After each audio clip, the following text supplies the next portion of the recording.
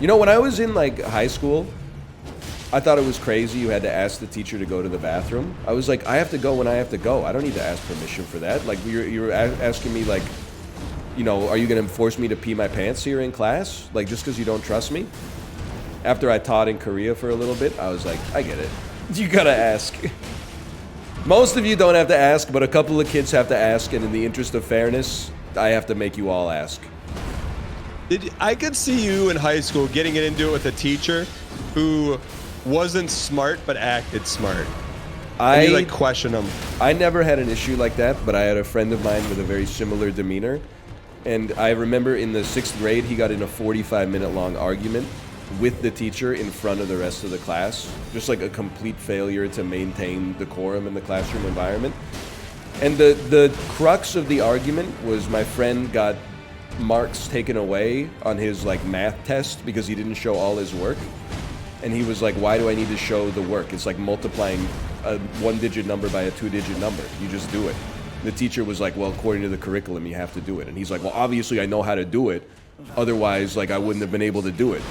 And what the teacher should have said is like, you know, we'll sort this out at recess or whatever. But instead, they got into an argument with the rest of the class sitting there until the teacher said, hey, like, you're misbehaving, go to the principal's office.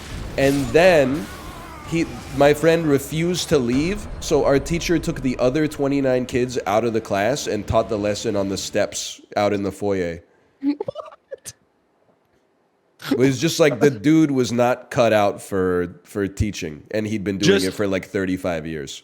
Just to spite the kid? Yeah. He just, like, he's like, I can't lose this argument to this child, so I have to, like, remove everybody else from the ecosystem. What did you do when he's like, hey, we're leaving class? What did you do? We all left, man, and then left my friend to cry in there by himself. And then our teacher gave us a lesson about how to use a miter saw. I can't believe you never got into it with the teacher. Not really, no. I was talking about it yesterday. Like, people were telling me, like, how they're bad teacher stories. And, like, I don't want to put words in their mouth.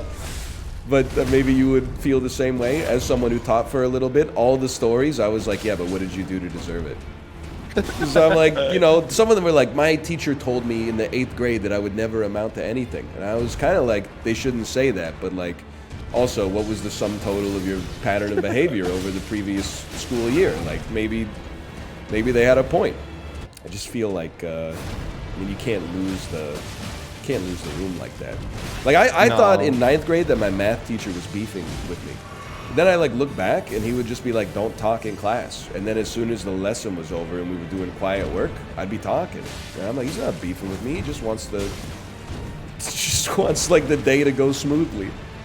He wants to do his job. Yeah, he's like, he probably doesn't even want to teach me math, to be honest. Like, he's already doing something he doesn't want to do for like too little money, and then I'm like getting in the way, and he's doing me a favor teaching me math. I feel like physical punishment for not doing your homework was a bit far. Okay, but you've done the Gen Z thing, and you phrase that in like the most bad faith way possible. I didn't say physical abuse, like hitting a kid. That's crazy. But yeah, making a kid hold their arms up like they have a question until their arms get tired and then their muscles start to hurt. I think that's okay. Otherwise, Dan, you don't even have to weigh in on this. I'm gonna weigh in. My position was teachers actually have no real power. They can't do anything to modify a child's behavior unless the child believes that the punishment works. It's like it's witchcraft. If the kid in your class is scared of the consequences of the punishment, then it works. If they're like, whatever, I'm just going to tank it, call my parents, they don't care anyway, I don't care if I fail this class, there's nothing you could do. Here's my take. I'm going to break the fourth wall for a minute. Okay. I disagree. I think you can help influence or change a kid's behavior if they know you care about them. Like, you know, you set up, it's a relationship where they know that you actually care about them, you're trying to help them, you're trying to teach them. Then I think you can do it. But fourth wall back up. There's 2 kids that in my years of teaching, I wouldn't say that got to me, but did something that made me, I won't say lose it, but that actually made me angry. I may have told this one before, so tell me if not. Okay. So I used, for some reason, I was able to take one of my, I might have taught like typing or something. I just picked up the class. Anyways, one of the things I allowed the kids to do in the computer lab, and I facilitated it, I had USB drives with, I think, Halo 1 on it. Yo. So they could, once all their work was done, I go, okay, everyone grab the USB drives, you can put them in, we can play Halo. And like, so the kids would work extra hard and fast, they'd get the work done. And then one day, the kids are all playing Halo, and this one little squirrely kid, he starts laughing. And I'm like, okay, whatever. And then I'm like, okay, well, I'm going to play today. And he's like, no, Mr. Giesling, don't do that. And I'm like, why not? I'm like, I'll play with you guys today. He's like, okay. And he's like, no, don't do that. So I go in and I open the leaderboard. Oh, and I see some what he bad was hiding. names. I didn't even have to ask who it was. I knew it was him, and I didn't know what the word was. I didn't know what it meant, so that made me more upset. Yeah, but yeah. The word, his name was Sweaty, and it starts with the letter G, and it's like a area of the body between two other body parts.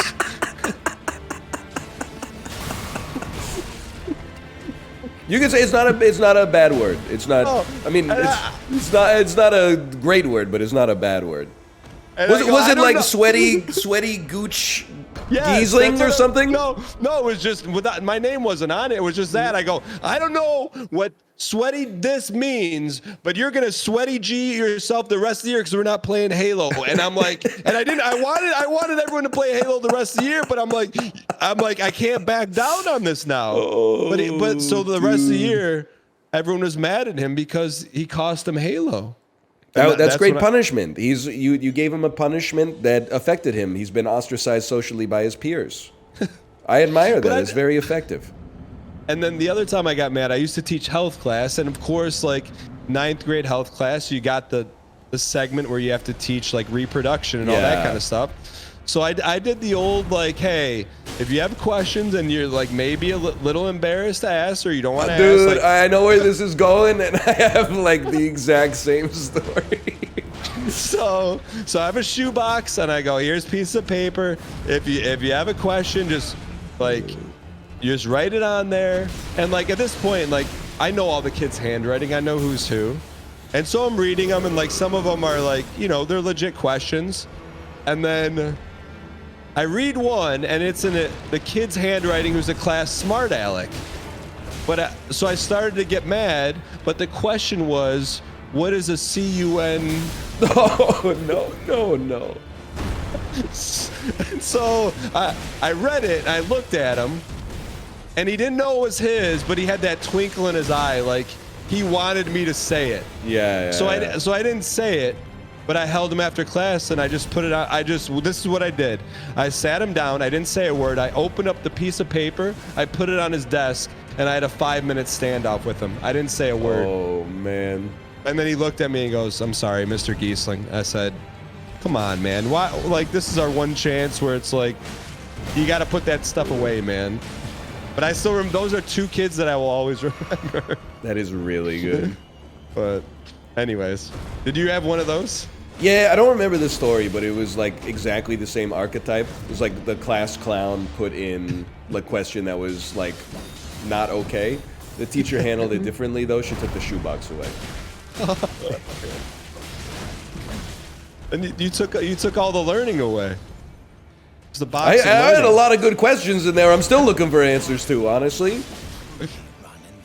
Did you ever have to do the, like as a teacher or as a student, the one where to get over the words being funny, you have them go up to the front of the class and then pick a word out of a hat and then say it without laughing? No. What is that? Our 8th grade teacher in health class made us do that. Like before the health unit started, she was like, we're going to write down like all the words that we're going to use. No. And because it's not funny, like everybody to get over it, you have to go up, pick a word, and then like say it without laughing. And then we're going to go until everybody in the class is gone.